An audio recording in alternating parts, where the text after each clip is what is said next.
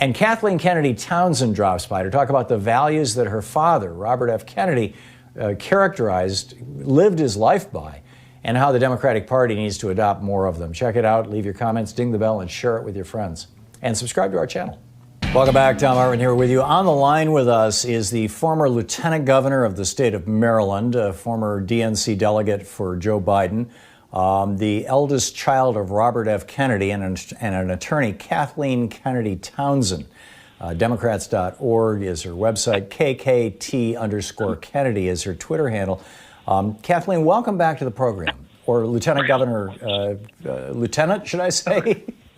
Townsend? Actually, the correct title is Governor, but I think we know each other well enough that I think Kathleen would be terrific. Well, thank you. That's very gracious of you. Your father, Robert F. Kennedy, was one of my absolute heroes. Your brother is one of my friends, but your father thank you for saying that. Which, I have 7 brothers, so which of my brothers? Oh, Robert Jr. Good. Who I've gotten to know very, very well over the years. And but your father, I was a teenager, when he ran for president. In fact, I think I was probably 17, 18 years old back then. And he inspired me even more than his brother Jack. He was just an extraordinary man, way ahead of his time. His speeches were just electrifying. And you're suggesting now, and I think this is so well said, that the Democratic Party, and I thought I heard last night in the Democratic debate, frankly, out of Joe Biden's mouth, some echoes of many of your father's plans. You've written an article with these 7 large areas that your father was promoting. You want to talk about that, please? Yes, well, I think that the Democratic Party, as you know, has been very good at policy. Elizabeth Warren was known as, I have a plan. And my father did believe in plans and policies. But I think what attracted him to whites in Appalachia and African Americans in the inner city and students and the citizens is the quality of his values. His patriotism, his love of family, the fact that people knew that he had faith and that he believed in the dignity of work. And so it was the quality, his values that really attracted. It wasn't just his policies. And I think that that's what people elect in a president often is, who are you? Why do I believe in you? Why do I trust in you? And I think one of the questions that we see with Democrats at the moment is they've lost, unfortunately, some of the values that I think my father epitomized. For instance, I've written, as you may know, about the loss of Democrats of faith. They don't talk much about religion. And yet, Nancy Pelosi, I think, does a terrific job of bringing up religion. If 80% of Americans say they go to church, maybe only 50% actually go to church. But why give that up to the evangelicals? Yeah. And everybody would know years ago that my father and my mother certainly were deep Catholics. They may not like Catholics, but they certainly understood that these were people of faith. For instance, I'd give you that. Yes. Or that they believed in family. They did that after all have, when my father was living, 10 kids, and then after my father died, my mother had her 11th child. So, and the Kennedys were known for believing in family. And so, the idea that a Republican could think of running against them as being pro-family, it wouldn't even make any sense, because this was a person who believed in family and spoke firmly about the value of making sure that men in particular had jobs and worked very hard, as you know, when he launched Bedford-Stuyvesant, that men would have a job, because he said if they don't, then you're just giving somebody a check rather than a job. And what people need is the dignity of work. Because well, and if you're Franklin Roosevelt unemployed, said the best welfare program is a jobs program. right. And so instead of giving people a job, which takes work to set up jobs programs, people would just give a check, which is really not the same. And he understood very deeply how important that was. And I remember, being with him, going when we would land in New York, and he was the senator from New York, he would make sure that we would drive to Harlem.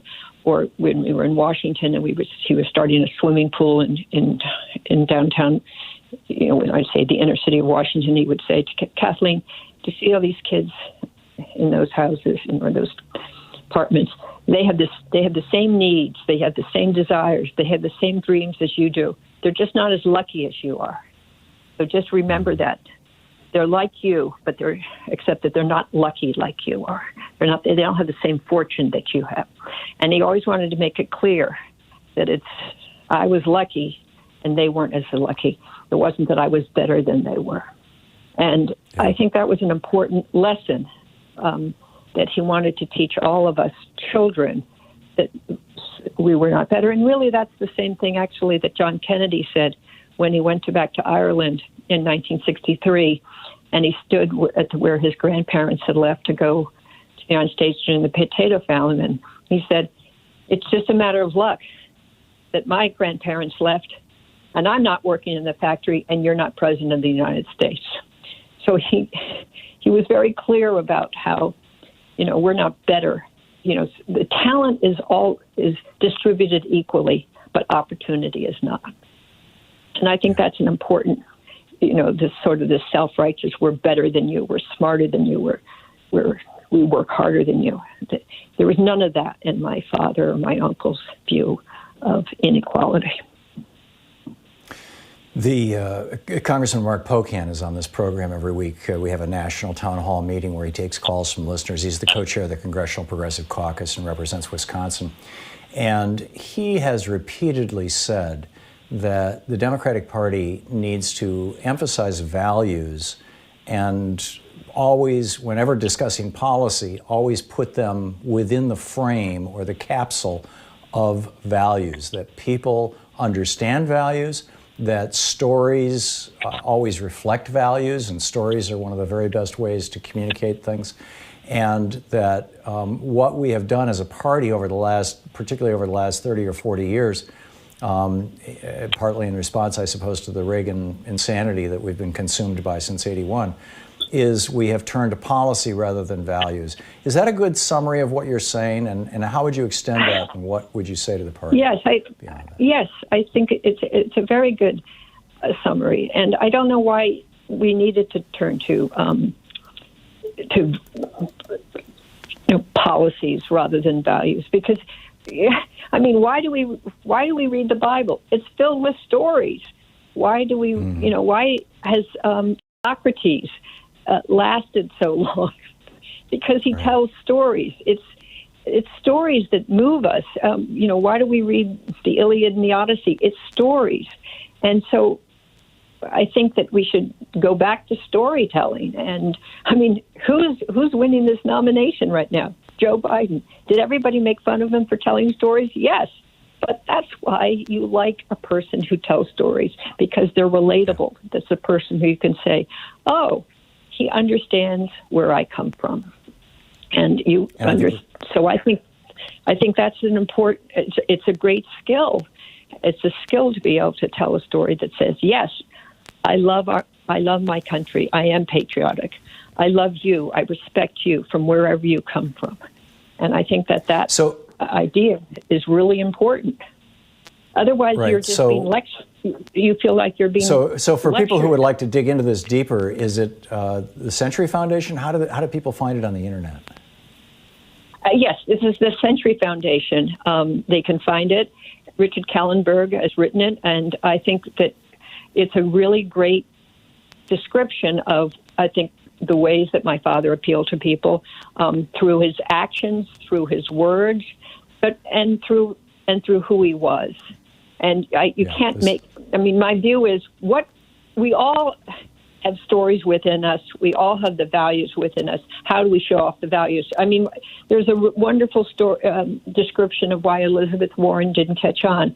She has a wonderful story to tell about her own life, and yet she became the woman with the plan. Why didn't she tell how she suffered so much? I mean, she did apparently when she gave her speeches, but the ads were all about her plan. And maybe she would have done better if she just told her story.